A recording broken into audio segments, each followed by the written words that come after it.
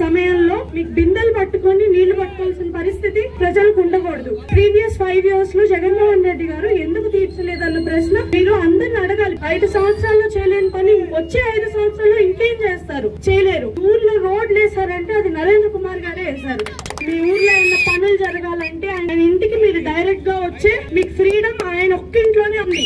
మీ ఊర్లో ఏం పనులున్నా నేను ఎప్పుడు మీకు అందుబాటులో ఉంటాను. నీటి సమస్య గానీ, ఇల్లు పట్టాలు గానీ, లేదంటే విద్యార్థుల సమస్యలు గానీ, ఏమన్నా పెన్షన్ సమస్యలు ఏమన్నా ప్రభుత్వానికి అతీతంగా ఆయనకు మీకు సపోర్ట్ చేస్తారు. మీరు ఆయన గెలిపించుకోండి, మీకు ఖచ్చితంగా సపోర్ట్ గా ఆయన ఉంటారు.